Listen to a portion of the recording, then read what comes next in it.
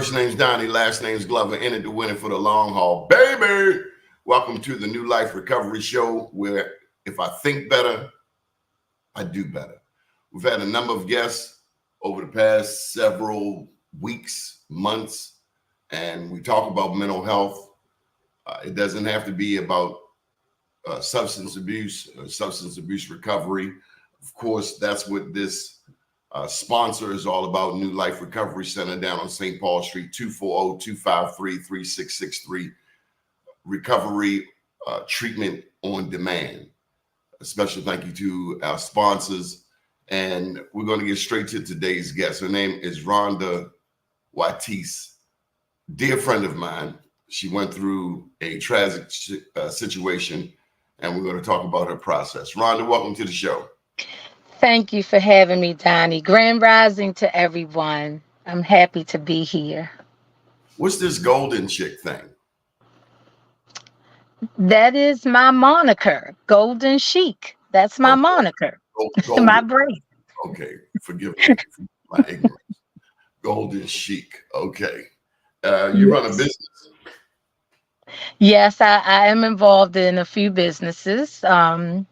Renewable energy is a business that I've been involved with for the last couple of years. I'm in a partnership with some individuals. We've created a business called Global Rescue, and our mission is to be a resource and to provide knowledge and information to our communities about the renewable energy space. We are also focused on the new currency, which is cryptocurrency, and teaching our communities how to navigate in that space and really be the owners and be responsible for their own finances. We also provide branding services to businesses, and my partners are not just here in Maryland. My partners are in the Carolinas, and we've had some partners in other states, and I am the Maryland branch. We also want to partner with shelters and community-based centers that provide services to individuals. We want to be able to provide those basic products, those needs that people may have. So I'm real excited about that. And with the passing of my daughter, I'm in the process of developing a foundation to really be a resource and an inspiration, not just for performing artists, but for creatives, because my daughter was not just a performing artist. She was a certified makeup artist. She was a licensed nail tech, and she had her own press-on nail business, and she's created some one-of-a-kind works of art. So in all of her life, she's been in the arts. She was an actress, 14 years at the Arena Players in their youth theater, vocal coach, songwriter. So I want to be able to continue her legacy by supporting creatives in ways that they need assistance. How old was she? She was 37 years of age. Did she have kids? No children. No children. I saw many pictures of you and her online. Yes. Yes. I love my daughter. My daughter loved me. We had a complicated relationship, but we were mother and daughter. And my daughter had long COVID, and she was sick. She was very sick. And while she was sedated and paralyzed, when they proned her to take the pressure off of her lungs, initially I was told it was one, but she actually had 3 strokes. One stroke actually took out the whole left side of her brain. One stroke damaged the upper and lower parts of her brain, and the other stroke damaged the right part of her brain. She was at Good Samaritan Hospital, and she was transferred to Franklin Square Hospital when it became apparent what really happened to her. And that was a whole nother journey. But I want to go back a minute to talk about my relationship with my daughter, because my daughter was a part of my assignment. When you talk about mental health, people don't understand how I walk in the space that I walk. I've had people say, "Oh, I don't know if I could live. I don't know how you're so calm. How could you even be talking?" But I go back to that old Douglas Miller song, "My soul has been anchored in the Lord." You remember that, Donnie? Remember Vague, that song? vaguely, yeah. And my soul has been anchored in God. My hope and my strength and um, my guidance and my comfort and my peace has been anchored in God. And my daughter and I were part of a larger assignment. And this whole situation with her has been so bittersweet, and it has had so many poignant moments and so many moments of joy, even in the midst of what we were going through. God was in the midst of this situation. And I would could say that I was at peace. Um, and then it became a joyful peace. And I'm not saying I'm not grieving. I'm grieving, but I'm not falling apart, because I understand the assignment that was placed on my daughters and my life. And she was a big part of that. But we had a complicated relationship, and we were not in daily communication. I went out to Vegas. My daughter was very sick. She had severe pneumonia back in 2018. I went out there. We had just started reconciling from a fallout, and I thought I was going for a few days to cheer her up. I wound up being there 2.5 weeks. She wound up being in the hospital for a week. And I said to her, "Look, you need to come back home." She says, "Mommy, we can't live together." I said, "No, we can't. You won't be there that long." And she came back home, and things transpired, and she left.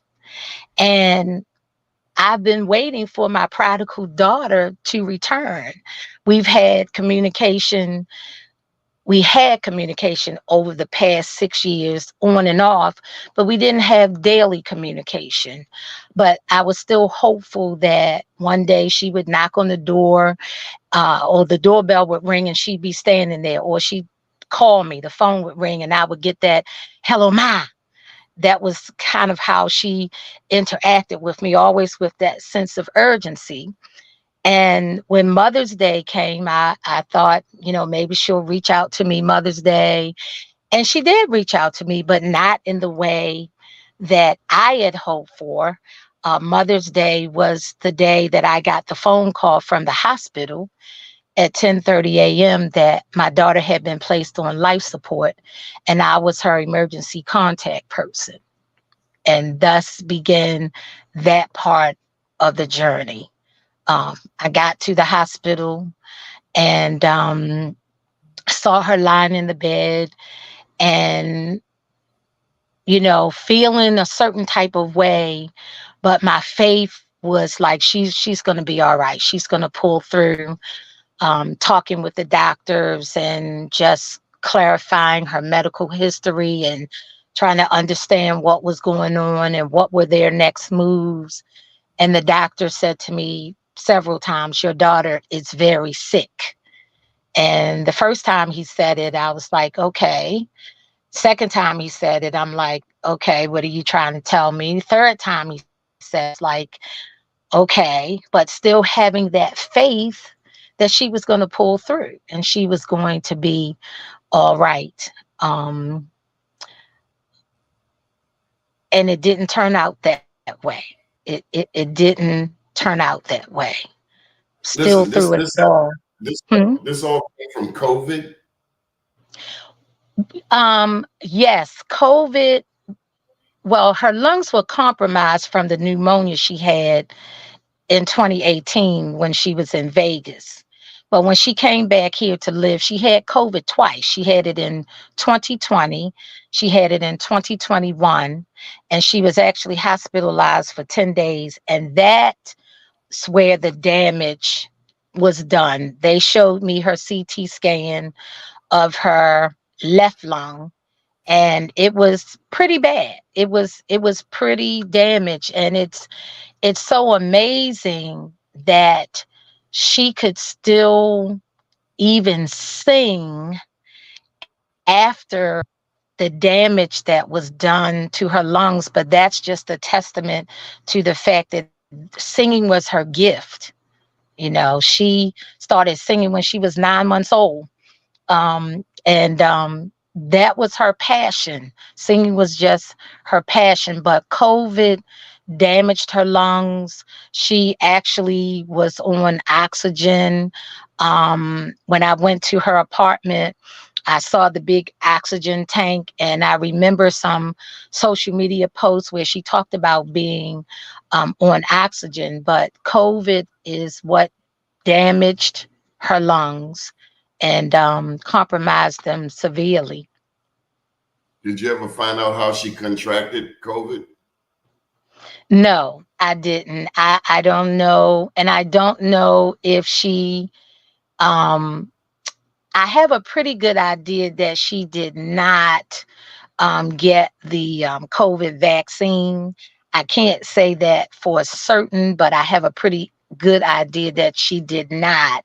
And I'm not sure how she contracted it. Did you get the shots? Yes, I did initially. Yes. I guess you have some wicked thoughts about COVID.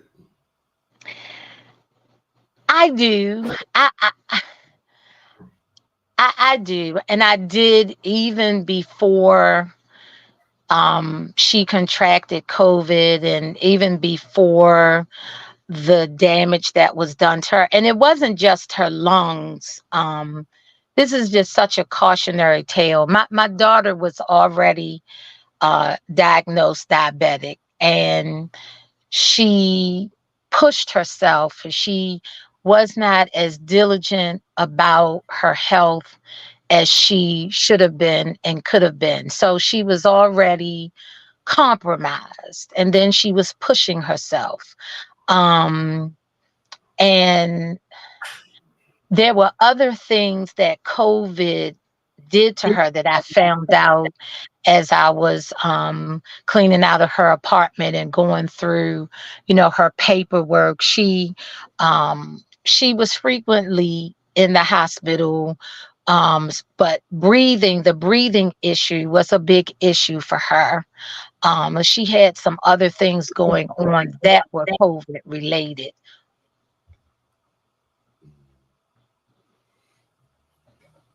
COVID is mean. We started this network December 2020 because COVID changed the way interviews were done. We couldn't do a lot of interviews. So Peggy Mars, Sisters for Sisters Network, she introduced me to StreamYard. Those were tough times just 4 years ago. Did Exactly. you ever catch COVID? I've had COVID twice. I the first time, and it's interesting you say that, because I actually went back to work because I've been retired since 2006 from an outside job, but I went back to work for an organization that I used to volunteer for, the Citizens Review Board for Children, that advocates for children in foster care. I used to be the chair for the Baltimore City Circuit, and the administrator there became a very good friend of mine. And she had an opening, and she reached out to me. And just as I was beginning to work, I think I'd probably been at work maybe a month. This whole thing with COVID and the state shut down, and we started working from home, and it changed the way we did everything. We actually did reviews with social workers, case reviews, and we had to revamp the whole system to do them online. So I actually was working from home, and because of health issues I have, very cautious about where I was and the people I put myself around, in terms of not wanting to contract COVID. My younger daughter and my granddaughter live with me, and they were out and about, and we had this big discussion about that. Um, it's mean, and so one of my relatives passed away. We went to Virginia, and they didn't have a repast, but it was a large family. And I came back on that Thursday, Friday. My nose kept running, and I was sneezing, and I kept saying, is this allergies or whatever? And I had a ton of COVID tests because, then they were giving out COVID tests at school and libraries and everywhere. And I've got all these COVID tests. Let me just take a COVID test. And I shocked myself when it was positive. I was like, what? And I retook it, and it was positive. And I immediately called my daughter, and I told her what happened. She was at a cookout. She came home with my granddaughter, gave my granddaughter the test. She had it. That was her third time having it because she had contracted it from school, we think. And I um I had the shots then, and I had the Paxlovid that made me sick, and but I got through it. I had a little bit of long COVID with an infection. My doctor gave me an antibiotic, and it cleared up. And I've been fine until last year. I contracted it again, and it had me down for about a week. I actually did more of a natural process, and I got through it, and I was fine. So it's not a pretty thing. My youngest daughter, when she contracted it, she lost her sense of smell and taste. And initially, she had tested negative for COVID. And she said, if you got it and my daughter has it, we live in the same house, I know I have it. And ultimately, she did. We've lost family members to COVID. My youngest daughter lost her father. My daughters lost their godfather to COVID. So we have had loss, and we have had been impacted by this COVID. Um, it's it's been a challenge, and I know not just for my family, but for other families, and we know other people who have lost relatives to COVID, or have been severely impacted by COVID. And I'm really kind of, I'm not here to advocate, get the shots, don't get the shots. I think that people have to weigh their own options and do what they believe is best for them. But I think the main thing is to be cautious, especially now. I just heard that COVID is resurging, and we have to be careful to protect ourselves, whether it's protecting our immune system, whether it's getting the shots and making sure you complete the series. But we have to take care of our health. And that includes our mental health, Donnie, because if we are not mentally in a good place, that drains us. That increases our cortisol. That impacts our immune system. And if we are vulnerable, if our immune system is weakened and we are vulnerable, that makes us vulnerable to not just COVID, but to the flu, because the flu is no joke either. And any other of these viruses that may be out here that they seem to be more, um, what's the word I'm looking for? They're strong, they're prevalent, and they have more impact on our lives, and they can be fatal. Listen, we've just been joined backstage by Charlotte and Lene. You know them? Yes, yes, they are two of my good friends. Are they going to join us? Are they going to join us on what stage? Yeah. Oh, I didn't invite them to be on stage. I just invited them to listen into the program. I don't want to put them on the spot. Charlotte, Lene, if you want to come on stage, just cut your camera on and we'll bring you on stage. This is a family affair. We're talking with Rhonda Golden Chic Watties. See, they actually can view the show. We view the show online on YouTube, Donnie Glover.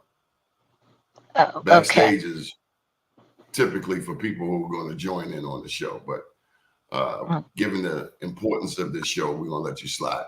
Listen, just before the show started, you were about to tell me about a couple of things that happened to you recently. What's that all about?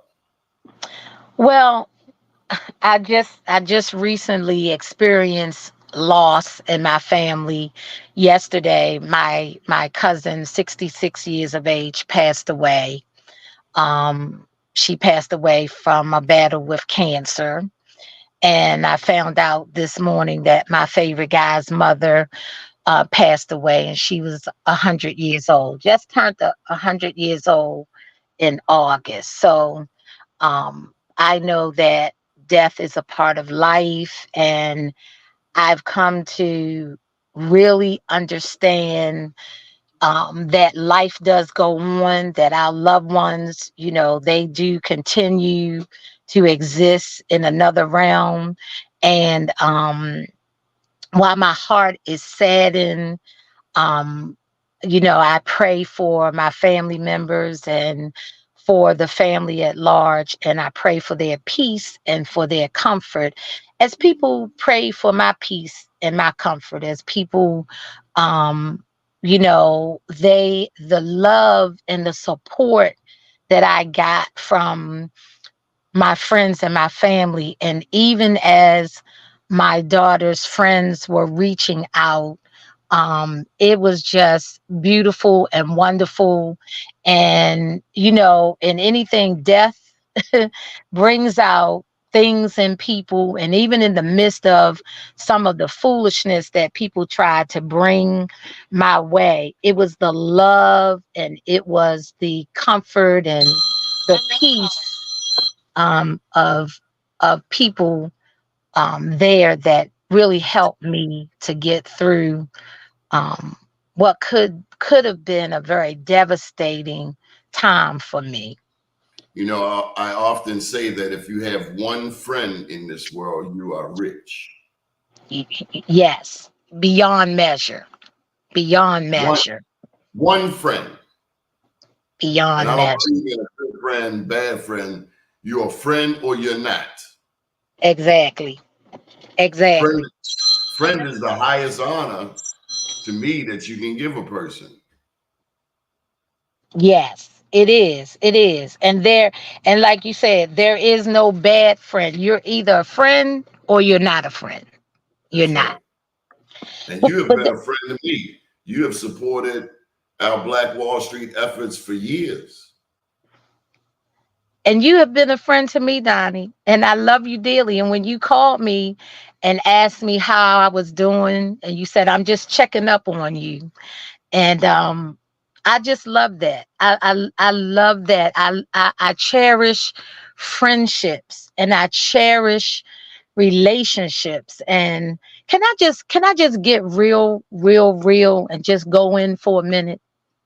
Can I do that, Donnie? It's your show. This may seem unbelievable to many, but this is reality. This really happened to me. And part of the reason that I can be in the place that I am, I said in the beginning that my soul is anchored in God. I talked about the bittersweetness of this situation.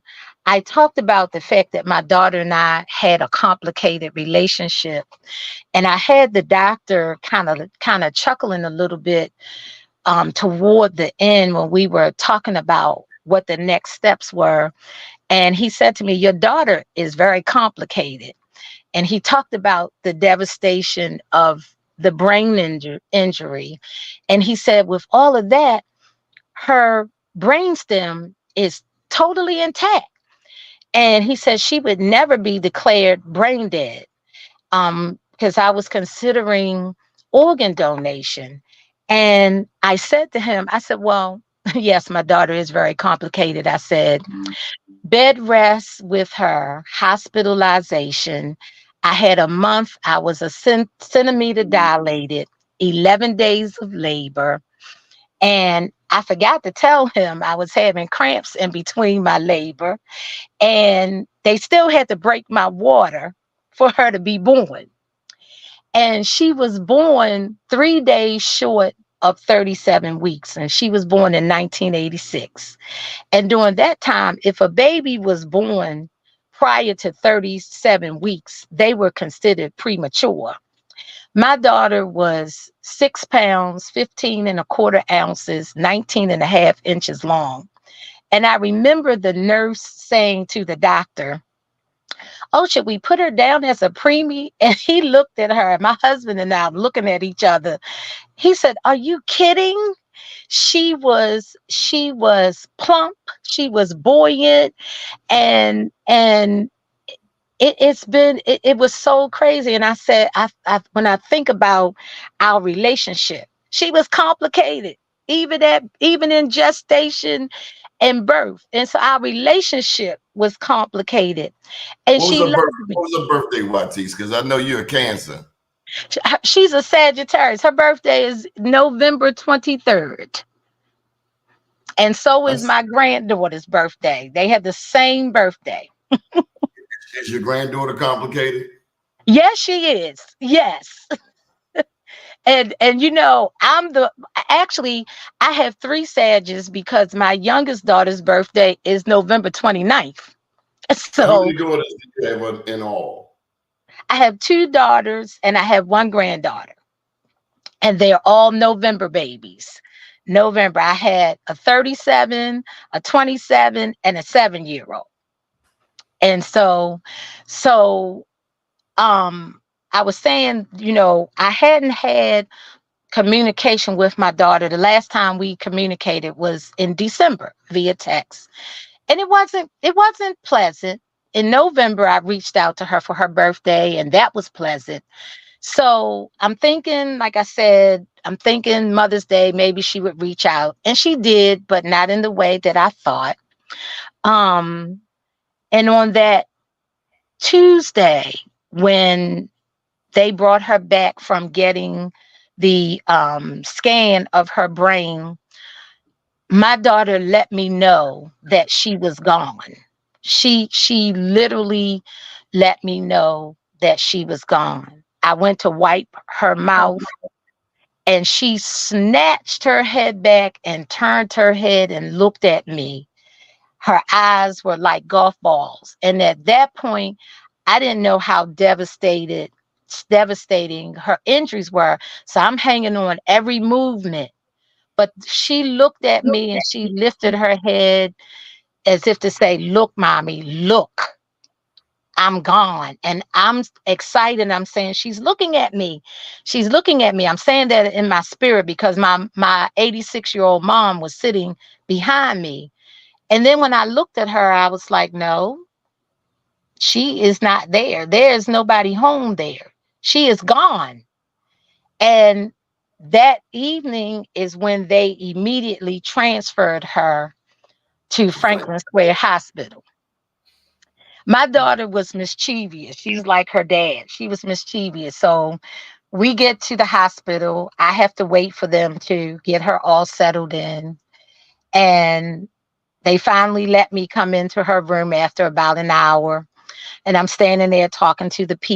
And I'm like, I'm a person who's full of faith, but I'm a very practical person. I used to be an investigator, certified mediator. I'm used to dealing with facts and, you know, moving forward. You hope for the best, but you deal with what's in front of you. And so I'm talking to the PA and I'm like, give it to me straight. You know, what's going on? And in the background, the nurses fixing the tubes because my daughter she was hooked up to a whole different monitors, and she was getting all kind of high powered medication and everything. And the nurse was doing something with the tubes, and all of a sudden it was like an arcade in there. Boop, boop, boop, boop, boop, boop, boop, boop, boop, boop. And I turned around and I looked at my daughter, and I'm just cracking up inside. And I said, I know, babe. I know you're saying I'm gone. Leave me alone. And so I turned back around. I'm talking to the PA, and the nurse had resumed fiddling around, and she did it again. Boop, boop, boop, boop, boop, boop, boop, boop. She just set the monitors off. And the PA looked at me and she says, "Ooh, she's really agitated, isn't she?" And I said, "Mm-hmm." And I know her. I know what she was saying. And I shared that with someone who knows her. And we just laughed about it. And I left that morning about 1:30 in the morning. I went home, and, I had to deal with the fact that she was gone. And when I talk about the bittersweetness of this situation, I had an opportunity to communicate with my daughter as she was transitioning to the other side. Believe me or not, and I'm telling you, that Thursday, I had the most glorious 50 minutes of communication with my daughter. Very specific. And it wasn't just she and I, it was another person involved who I knew, didn't know she had a gift. And I don't want to make this a long story, but I can just tell you that the first thing that my daughter communicated was, "I'm breathing, but I'm gone." I said, "I know you're gone, baby. You let me know." And then her next words were to make sure that I knew how much she loved me, and to apologize for her behavior. It was important for her to restore. And I know this is God, because in my prayer time I cried out to God and I said, "God, what I would not have given for my daughter to get up and walk out of that hospital, even if she still wasn't talking to me at the moment." And God spoke to my spirit, and he said very plainly, that would have been and could have been anybody's fairy tale story. But this was, ending. He said, but this was the ending for impact. And that word, it screamed in my ear. And I can tell you that I've had some of her friends and some of my friends say to me, I got to call my mother. I haven't talked to my mother in this amount of time. I haven't talked to this family member. This is a cautionary tale. Life is short. And the things that were communicated with me, while I did not hear my daughter's voice specifically, I know her voice. And the things that were said, the person that was in the middle had no knowledge of. My daughter was very specific about very specific things. She wanted to know if I had her phone. She wouldn't give me the code. And I said to her, "I need to be able to handle your business." She said, "My paperwork is at home." And when I went to her apartment, her important paperwork was in a fire safe bag. That's what was important to her. She was specific about relationships. And in my praying to God, God spoke to my spirit and he said, "This is about relationships. That's what's important to God. That helps your mental health." And I'm not off the subject. We're talking about mental health. We need connections and we need good relationships. And I am imploring your listeners, don't wait until it's too late. We had another communication with my daughter in the hospital. And this time it was me, her, and her baby sister. And it was just glorious. It was wonderful. She said she wanted us to laugh.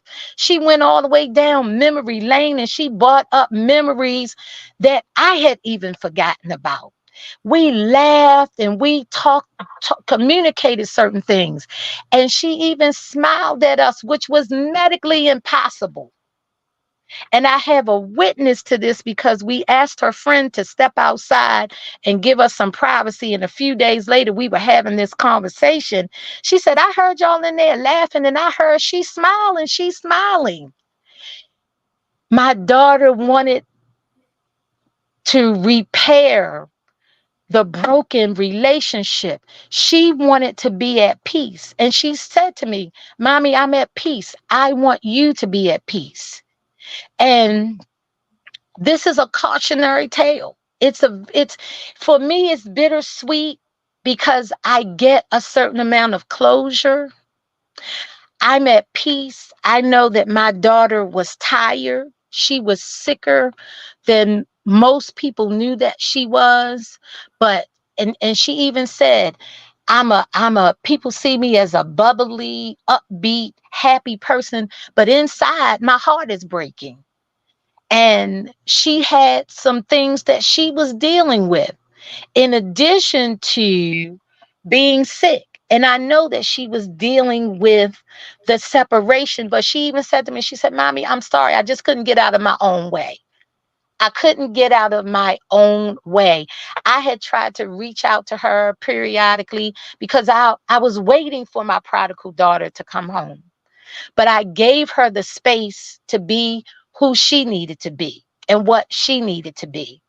And my heart is full. I'm happy that she's at peace.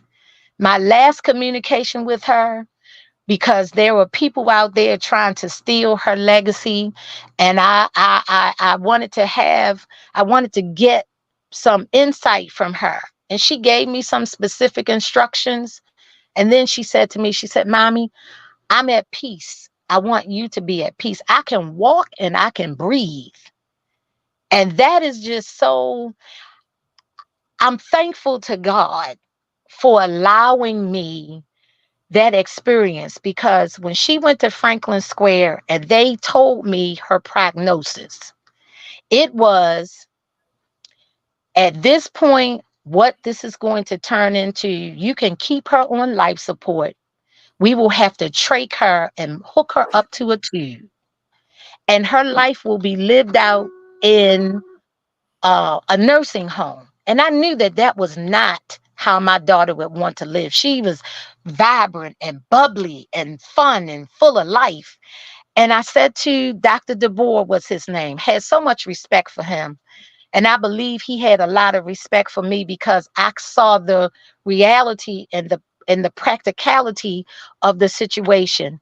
And I said to him, well, given her diagnosis, why can't we just do that now, take her off support? Not because I wanted her to die. I could have been selfish and said, oh no, I'm going to keep her alive even if she's a vegetable.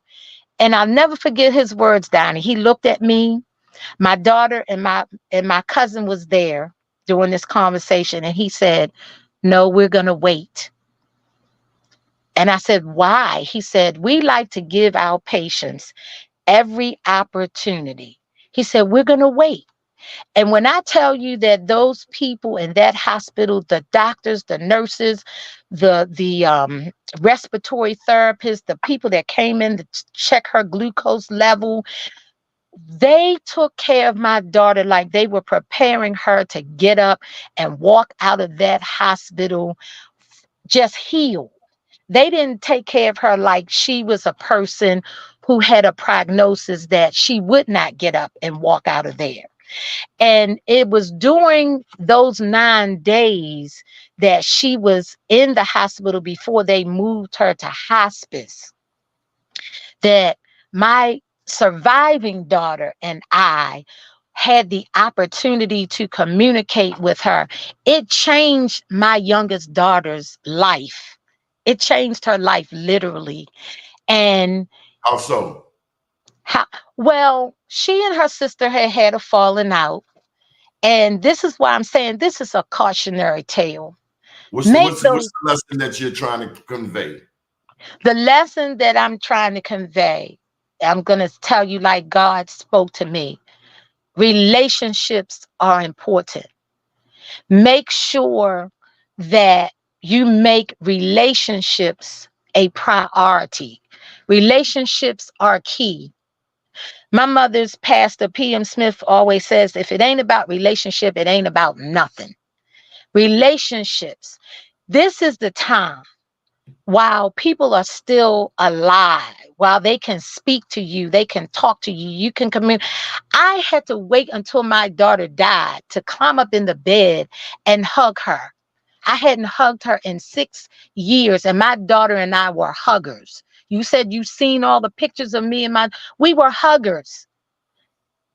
I should not have had to wait that long. And I'm saying if you got a Was family was it member, was it your doing?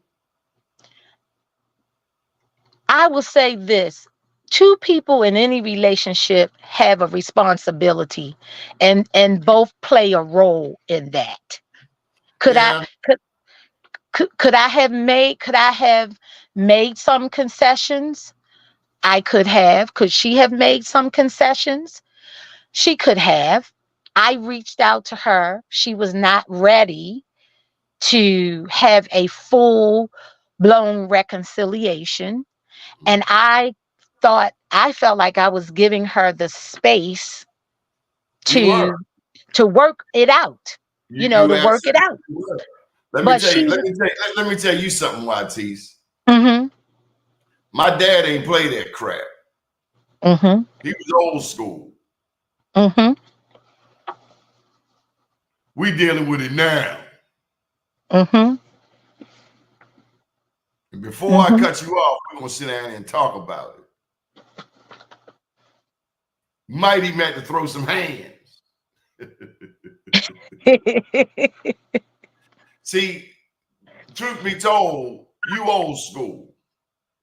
Yes, You come from a certain generation. There are things that our children say to us we would never say to our parents. And we feel like chumps because we know our parents wouldn't tolerate that crap from us at all, exactly. At all. period. You got it. The challenge is trying to hold on to what we know as tradition and at the same time accepting our children's so-called tradition. I have something for you, Watties, because you've been talking a long time, and I Mm, need to give you some food. okay. Have you ever heard of Khalil Gibran? Yes, I have. Quoted something from him at my wedding back in 1986, 85. Khalil Gibran is the author of The Prophet. He was Mm-hmm. born in Lebanon in 1883. And a woman who held a babe against her bosom said, "Speak to us of children." And he said, "Your children are not your children. Mm-hmm. They are sons and daughters of life's longing for itself. They come through you, Mm-hmm. but not from you. And though they are with you, yet they belong not to you. You may Mm-hmm. give them your love, but not your thoughts, for they have their own thoughts. You may house their bodies, but not their souls, for their souls dwell in the house of tomorrow, which you cannot visit, not even in your dream. Mm-hmm. You may strive to be like them, but seek not to make them like you. For life goes not backward, nor tarries with yesterday. You are the bows from which your children, as living arrows, are sent forth. The archer sees the mark upon the path of the infinite, and he bends you with his might, Mm-hmm. that his arrows may go swift and far. Let your bending in the archer's hand be for gladness. For even as he loves the arrow that flies, so he loves also the bow that is stable. So beautiful. A lot of meaning Beautiful. in that poem. It's something I Lot. reflect on from time to time. I have children like you, a son and a daughter, and sometimes I feel inadequate, quite frankly.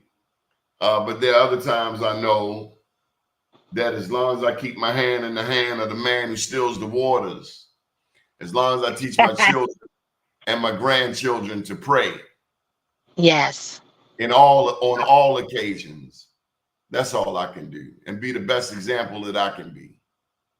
Whether Yes. whether it's Yes. about school and finishing up my master's in the spring, whether it's about continuing to run Be More News, now some 22 Mhm. years, considering people can't stay in business 22 days, It's or if it's phenomenal.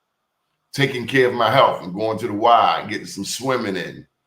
I have to be Mm-hmm. the best example that I can be. Continue to make goals every day. Mm-hmm. Mm-hmm. Continue to eat well, to eat smart, to eat healthy, to eat a variety, to be Mm-hmm. nice to people, to honor your word, Mm-hmm. to honor your word. I told you, my father was a funeral director. I'll say this and shut down. I grew up in the business of caring for the bereaved. Mm-hmm. And as long as he was alive, he passed in '03. I helped him. It wasn't about the money, it was how I was raised. I was raised in the Mm-hmm. funeral industry. I was raised to take Mm-hmm. care of the bereaved. But baby, oh baby, let me tell you, when that shoe was on the other foot, when my mother died, woo, that's when I got a chance to see the other side of the coin. And I can tell you that the grieving process is your unique journey. Nobody can tell you where you should or should not be in that process. And but Exactly. all of that to say, I told you that I was not coming to the funeral. I hate funerals. I've Mm-hmm. seen more dead bodies Mm-hmm. by the age of 5 than I've seen in a lifetime. If I never go to another funeral in life, it is all right with me. But I do know about after the funeral. Mm-hmm. Quite often we have support on the day of the funeral and in that time frame. Mm-hmm. But then there's the week after, the month after, the year after. And I've learned to kind of settle in that space, to be there for my friend throughout the rest of Thank the. you. But them funerals, I hate them. I went to my cousin's funeral. It was a Muslim funeral. And their funerals, they like 20 minutes. Real, real, Wow. real short and sweet. Ain't a whole bunch of crying, singing songs, all that. But the interesting thing, they have about 4 men lift the body up and put the body in the hole. Because you then, once you get the body in the grave, you got to turn them to the east. Yes. Mm-hmm. Now, I've been to funerals all my life, but never have I been down in that hole. Wow. Baby, to look up and to see all of them people standing above you, that was one heck of an experience. They call it the janaza. Okay. And it was my Okay. cousin, my first cousin. He Wow. had this funny saying, you can't have no business minding somebody else's business. But all of that to True say, that. life and death, they one and the same. And Mm-hmm. as long as we're here, we got to live it to its fullest. So we got like 9 minutes or so. I need you to tell me something good. I need you to tell me what's next. What's your plans? What trip That's you gonna great. take? I need something positive. We got to show the other side of this coin. Tell me about your Yes. granddaughter. Oh, my granddaughter she's feisty, she's intelligent, she's precocious, she keeps me on my toes. She does to me what my daughter did to me. She infuriates me, she inspires me, she makes me want to tear my hair out, but I'm so proud of her. Um, of who she is and what she is. She's bold, she's confident, she speaks her truth. A lot like her aunt. And um it's I don't know how we're going to handle this birthday because they have the same birthday.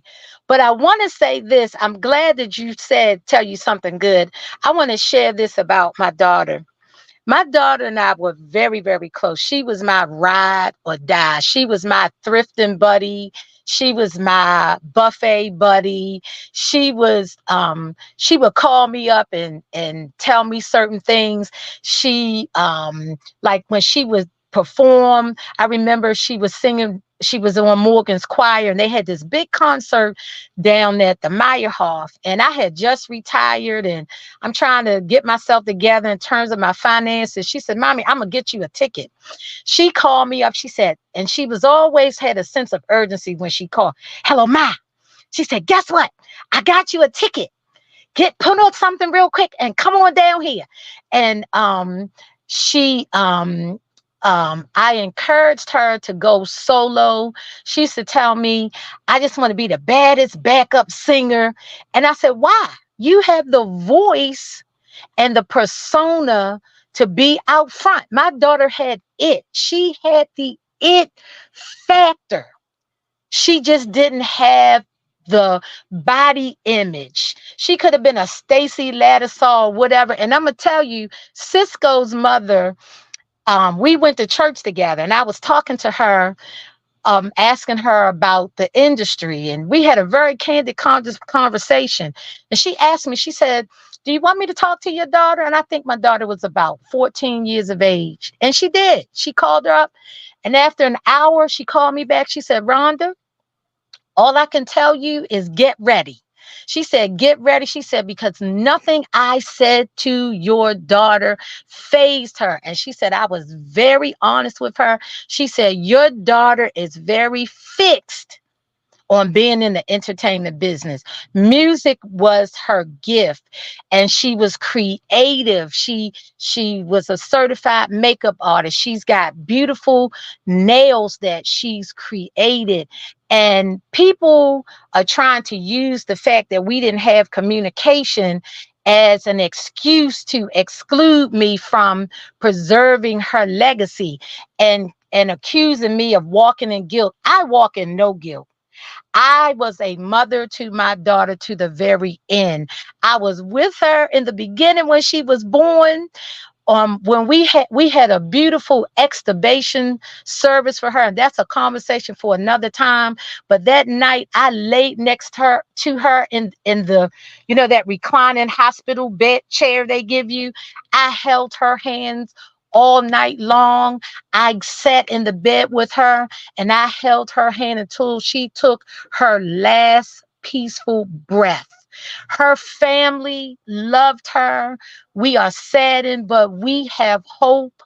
I am in the process of preserving and protecting her gifts, her intellectual property, and we're going to create a foundation to support creatives. And I'm going to need you all I'm going to need your support. I need your prayers.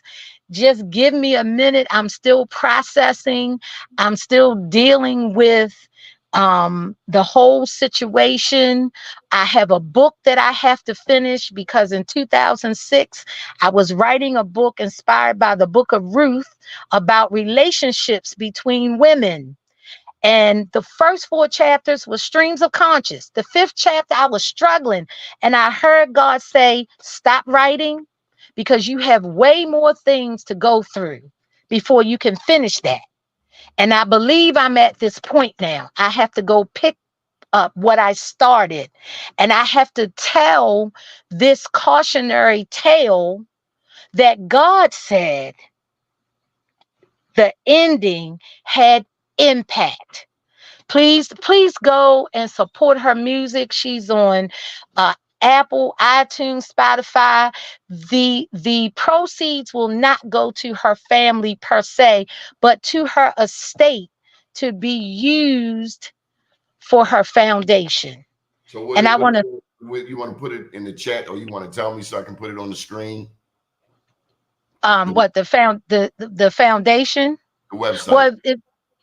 Well, if they go to Spotify, they can go to iTunes, Spotify, um, What name? I mean, and what name? Jazze, Spell it. Jazze, Jazze apostrophe Divyne, Jazze Divine. She has a copyrighted CD, FUCK Boy Therapy. Okay. Are you okay? I am okay. I mean, every day is different. I take one day at a time. I was cleaning out a room because my mom lives with me now, and I found a lot of mementos from my daughter. My daughter had a gift of picking the most beautiful cards, but she'd always write personal notes to me. She would say things like, "You're my eyes when I can't see, my brain when I can't think." She gave me a card that was in the shape of an anchor, and she said, the card said what it said, and then she says, "Thank you, mommy, for being the anchor of our ship, our family." I found notes that she wrote to me when she first created her signature, which she used up until her passing. She said, "Mommy, note my signature. It's going to be worth a lot of money one day." I found boxes of pictures. Some days I look at her baby picture book. Some days I just sit and I hear her music in my head. And I just take time to be still. I am okay. I'm okay. I'm grieving, but I'm not devastated. And I'm so proud of her because she was starting to move and do things in a way that I had tried to instill. You think when you're telling your children something, they're not listening, but sometimes some of us, we process things a little slower, a little differently. And as I've been going through her things, I see that she was making even more moves to brand herself. She was working on a fashion line. She was working on another business details. And I'm so proud of where she was in her life. And she even told me, she said, "Mommy, I felt like I had to prove something to you." And she didn't, but I'm proud of her. And the sadness is that we just did not get to celebrate together on this side of eternity in this life the things that she was doing like we used to. I was there with her when she auditioned for American Idol, sleeping on the cold Civic Center floor, and then spending my whole day enjoying that whole process. I have so many memories, good memories, and that's what makes me okay. And Rhonda Watties. I know you got to go. I have one more story, but I know you got to go. I think you could do this all day. Yes, I love my daughter, and I There's no, and I love the fact that listen, she's there's at no peace. question about that. None, none. Not for people who know us. I had a one percenter, Donnie, I met at the post office. He knew my daughter. I thought he was just joking. I don't know how we got to talking, and I mentioned her name, Jazze Divine. I said, "Oh, she's on all the social media. You should have seen his face." He said, "Jazz Divine?" And I'm saying, he doesn't know her. This white guy, bald, scruffy old beard. I'm like, he said she did a glamour event for it was the motorcycle club, something divas. He said she was a BBW. My daughter touched people. Do you know how that made me smile? How happy that made me? That's the kind of person she was. That's her. And that helps my mental health. That helps me so much. And to know that we have work to do to keep her legacy alive. Thank you, Donnie. Thank you for this opportunity to let me share. Rhonda Watties. If I think better, I do better. Good afternoon, world.